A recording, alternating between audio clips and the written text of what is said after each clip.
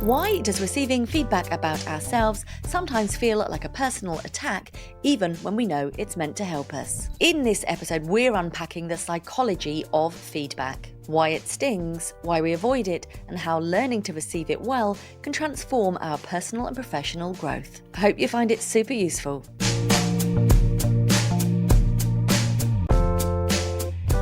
Hi, I'm Dr. Marianne, a qualified clinical psychologist, and I do love receiving your feedback. You can do that by dropping me a like or a comment, subscribing to the channel, or by getting in contact and letting me know what you think to the content.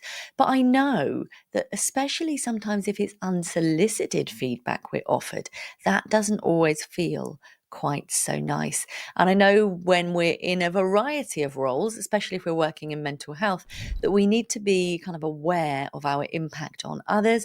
We need to be kind of getting regular check-ins from our supervisors, often from our clients and our peers as well, about how we are doing. But that doesn't always feel super comfortable. Sometimes it can feel overwhelming, confusing, sometimes even painful. So today we are exploring why this happens, how it can tie into our deep need for belonging, and offering a few practical ways that can make feedback feel less scary and more empowering. Let's dive in. Number 1, why feedback can feel like a personal attack.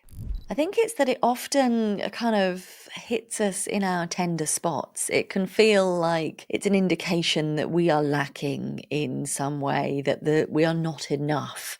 And that can trigger all sorts of current, past, present imaginings, oh, I'm going to lose my job, or, they're going to break up with me, I'm not good enough, others are better, I'm not going to get the pay rise that I need. There can be so many aspects built in. And it might also be traumatic things about when people have told you things in not the kindest of ways in the past, that it all comes screaming back to you in the present. It might really tap into your self-worth. It might make you feel that you are not good enough. You are not enough. We've also got to remember that we've got those fantastic, tricky human brains of ours as well. And that being cast out can feel really, really threatening. And that it might well get our fight and flight system into full swing that makes us feel vulnerable and like our position in society or our pack is at risk. As a result of that, you might notice physical sensations in your body when you're being offered feedback. That might include gurgling stomach. It might include feeling like you need to run to the loo. It really can feel awful. You might find that it makes you feel physically hot, sweaty, flushed. It can be very physically uncomfortable indeed. Not always, but sometimes. And of course, that might be for good reason. This might be fear that's being elicited. It might be something that's been so super hard in the past that it gets your pattern matching receptors firing and makes you feel vulnerable and like it's going to happen all over again. Even what they call constructive feedback can trigger this response and make us feel like we are not good enough. And of course, this can be exacerbated, made even worse with the temperature of our internal self-talk, the way we talk about ourselves. If it feeds into what you already think about yourself, that's when this can feel like a massive sledgehammer blow. So this brings us pretty nicely onto point 2, why we would be avoiding of feedback from others. Well, having looked at section 1 and the responses that we might well be experiencing, it doesn't really feel that wild that we'd want to avoid experiencing all of that. And so we might not want to receive feedback from others. But let's take a quick look at some of the reasons why we might feel like we want to avoid that feedback. Well, it might be a fear of shame or humiliation, perhaps fear of confirming our worst thoughts or doubts about ourselves, past experiences where feedback was delivered poorly or unkindly. There is something called RSD, rejection-sensitive dysphoria. That's where it feels even more painful or uncomfortable to receive feedback. and where it might always feel like it's critical, like it's kind of stripping you down to the bone, like it's making you want to run away and hide. Those thoughts are spiraling, making you feel like others are better. You should never have done this. Who am I to think I could do this? Makes you want to just bury your head in the sand and never come up for air again. And that can be something that is commonly experienced by people with an ADHD diagnosis. If you'd find a standalone episode on RSD helpful, please do drop me a comment or connect with me on socials and let me know. Okay, number 3, how do we begin to be able to receive feedback without falling apart? So my number 1 tip is to try to stay in the moment.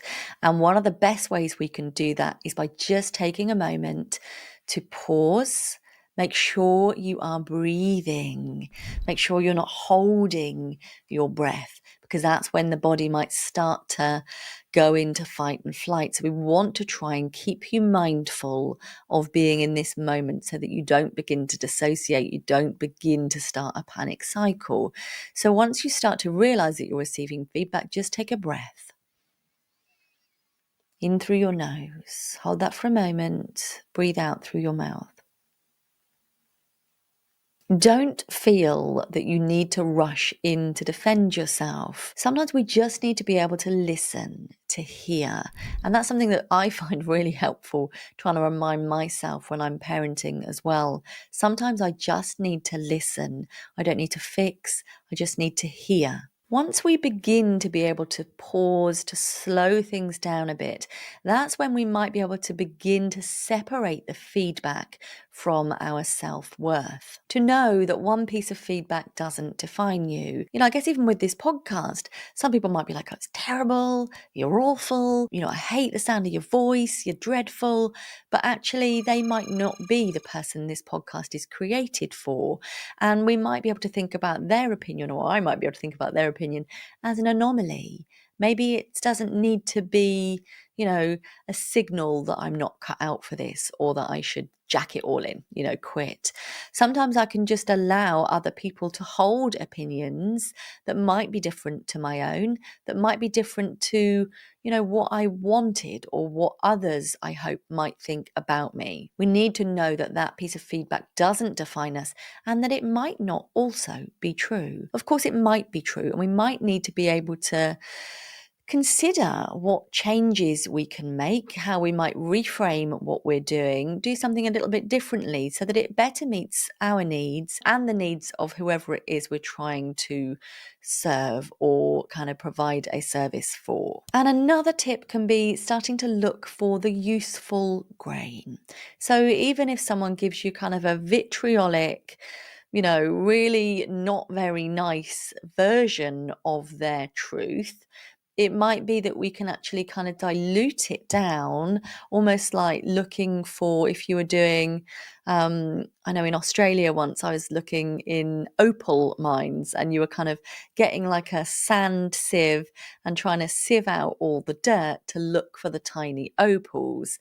And it might be that even within something that feels not very helpful, that there might be a really useful, tiny little shiny diamond or opal that maybe is useful for you to take on board. So we can kind of almost discard some of the stuff that feels like actually that's not kind, that's not helpful, and just really kind of reduce it down almost to look for anything that might be helpful in going forward but doesn't feel so personal. I love this next one. It is be curious, not furious. Can you begin to view this as information but not a verdict? We're literally, with curiosity, just looking at it, just taking a look at what it looks like, what it sounds like, what it feels like, and, just trying to be a bit more zoomed out, a bit more objective. So curious, not furious. We also need to be able to ask clarifying questions. Now, this is something that I probably wish I had done at one episode in my life, when somebody told me they didn't like my voice and they found it to be the most painful experiences of their lives. I didn't. ask for clarification in that moment, but I sure wish I had, because that person is no longer with us. And so my opportunity to do that has passed.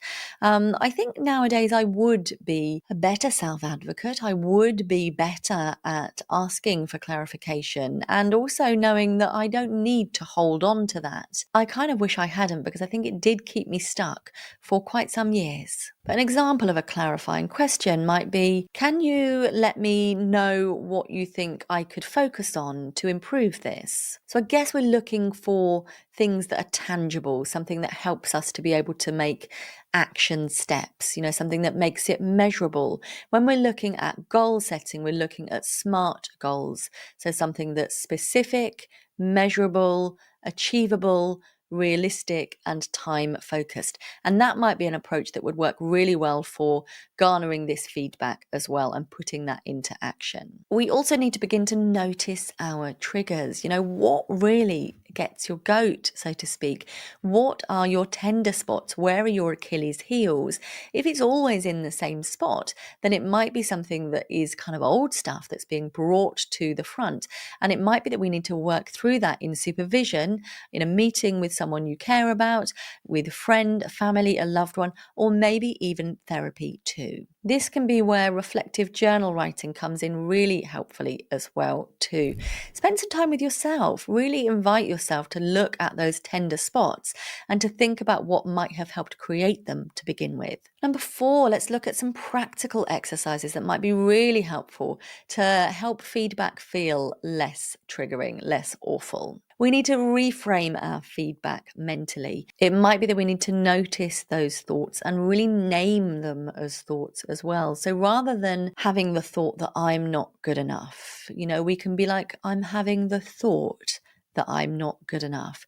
And maybe even shift I'm not good enough to I'm learning. I'm trying to improve my skills, which can feel more positive and like you've got more hope and more scope. Keeping a feedback growth journal can be really transformational. Write back any feedback you've received and how you responded in that moment. You might find it helpful to leave some blank spaces underneath so you can revisit, so that your future self might have different thoughts, different ways of weighing in on that same problem. And you might actually one day be able to kind of cross it out and think, actually, that's done. I've learned from that. I've incorporated that into my regular day-to-day interactions at work or in a home situation with a friend, with a colleague, with a loved one, a family member. And actually, that's not an issue for me anymore. Or you start to get feedback about how well you're doing at that thing. And you're like, okay, job done. This one might feel a little bit more of a struggle, and what we're definitely not doing here is we're not whitewashing, we're not using positive psychology to make it toxic, we're not gaslighting ourselves. But we might be able to be thinking about practicing a bit of gratitude. When someone's offering us feedback, hopefully in a constructive way, it's actually that they are invested in our development and they care about us and that they think we can perhaps do better. That is someone who is invested in you, even if it might feel hostile. They want you to thrive. They want you to soar, and being able to hold on to that. And like I said, with that sieving it out to find the useful nuggets, the useful grains of truth that you can hold on to and that do feel comfortable enough to hold on to and to transform and act upon is really key. So have you found this helpful? What's been your take-home point? Please do let me know in the comments. And if you've got any other advice, please do drop that in the comments. And if that resonates with you as a watcher or a viewer or a listener, please do support other people in the comments as well.